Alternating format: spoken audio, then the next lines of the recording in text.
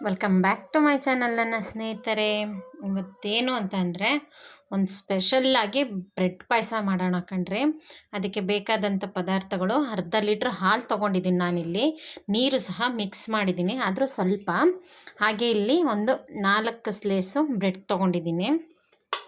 ಹಾಗೆ ದ್ರಾಕ್ಷಿ, ಗೋಡಂಬಿ, ಏಲಕ್ಕಿ, ಲವಂಗ, 3 ಏಲಕ್ಕಿ, ಒಂದು 6ರಿಂದ 7 ಲವಂಗ, ಇದು ನಿಮಗೆ ಸಿಹಿಗೆ ತಕ್ಕನಷ್ಟು ಸಕ್ಕರೆ.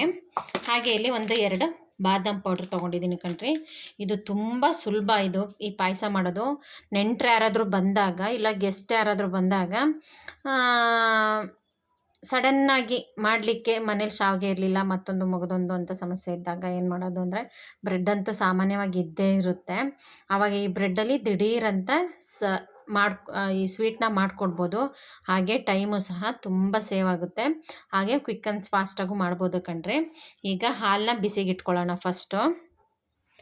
ನೋಡಿ ಸ್ನೇಹಿತರೆ, ಹಾಲನ್ನ ಬಿಸಿಗೆ ಇಟ್ಕೊಂಡಿದ್ದೀನಿ ಕಣ್ರಿ. ಇದೊಂದೆರಡು ಕುದಿಲಿ. ನೋಡಿ ಸ್ನೇಹಿತರೆ, ಹಾಲು ಚೆನ್ನಾಗಿ ಕುದೀತಾ ಇದೆ ಕಣ್ರಿ. ಈಗ ನಾವೇನು ಹೆಚ್ಚಿಟ್ಕೊಂಡಿರೋ ಏಲಕ್ಕಿ ಹಾಗೆ ಲವಂಗನೂ ಸಹ ಹಾಕೋಣ. ಅದು ಚೆನ್ನಾಗಿ ಒಂದು ಒಳ್ಳೆ ಫ್ಲೇವರ್ ಕೊಡುತ್ತೆ ಕಣ್ರಿ. ಹಾಗೆ ನಿಮ್ಮ ರುಚಿಗೆ ತಕ್ಕನಷ್ಟು ಸಕ್ಕರೆ. ನಾನಿಲ್ಲಿ ದೊಡ್ಡ ಸ್ಪೂನಲ್ಲಿ 2 ಸಕ್ಕರೆ ಹಾಕ್ಕೊತಾ ಇದ್ದೀನಿ. ಇದಕ್ಕೆ ಸಕ್ಕರೆ ಜಾಸ್ತಿ ಹಿಡಿಯೋಲ್ಲ, ಯಾಕೆ ಅಂದರೆ ನಾವು ತೊಗೊಂಡಿರೋದು ಸ್ವೀಟ್ ಬ್ರೆಡ್ಡು, ಇನ್ನೊಂದು ಬಾದಾಮ್ ಪೌಡ್ರು ಸಹ ತೊಗೊಂಡಿದ್ದೀವಲ್ಲ, ಹಾಗಾಗಿ ಇದು ಸ್ವಲ್ಪ ಸಕ್ಕರೆ ಕಮ್ಮಿನೇ ಹಿಡಿತದೆ. ನಾವು ಮನೆಯಲ್ಲಿ ತಿನ್ನೋದು ಸಿಹಿ ಸಹ ತುಂಬಾ ಕಮ್ಮಿ. ಹಾಗಾಗಿ ನೀವೇನಾದರೂ ಸಿಹಿ ಜಾಸ್ತಿ ತಿಂತೀವಿ ಅನ್ನೋದಾದರೆ ಸ್ವಲ್ಪ ಸಕ್ಕರೆನ ಜಾಸ್ತಿನೇ ಹಾಕ್ಕೊಳ್ಳಿ. ಇವಾಗ ಇದು ಸಕ್ಕರೆ ಎಲ್ಲ ಕರಗಿದೆ. 1-2 ಕುದಿ ಮತ್ತೆ ಹಾಲು ಕುದ್ದು ಬರಲಿ. ಇವಾಗ ಅದೇ ಕುದೀತಾ ಇರೋ ಅಂಥ ಹಾಲಿಗೆ 2 ಪ್ಯಾಕೆಟು ನಾನೇನು ಬಾದಾಮ್ ಪೌಡ್ರು ತೊಗೊಂಡಿದ್ನೋ ಆ ಬಾದಾಮ್ ಪೌಡ್ರನ್ನು ಸಹ ಹಾಕಿ ಇದರೊಳಗೇ ಕಲಿಸ್ಬಿಡ್ತೇನೆ.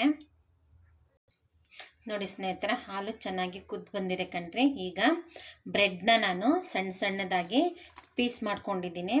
ಆ ಬ್ರೆಡ್ನೂ ಸಹ ಈ ಹಾಲಿಗೆ ಹಾಕ್ಕೊಳ್ಳೋಣ.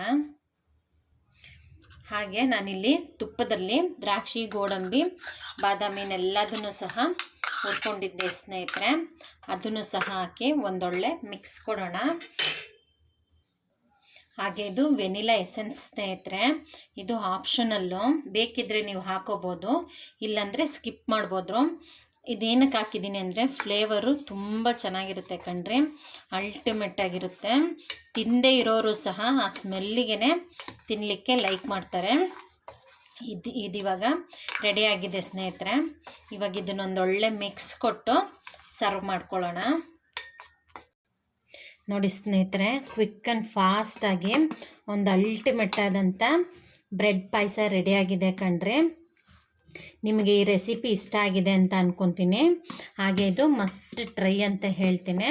ಹಾಗೆ ಸಾನಿಧಿ ಸಿಂಪಲ್ ಅಡುಗೆ ಮನೆ ಚಾನಲ್ನ ಸಬ್ಸ್ಕ್ರೈಬ್ ಮಾಡ್ಕೊಳ್ಳಿ, ಲೈಕ್ ಮಾಡಿ, ಸಪೋರ್ಟ್ ಮಾಡಿ, ಶೇರ್ ಮಾಡಿ. Thank you.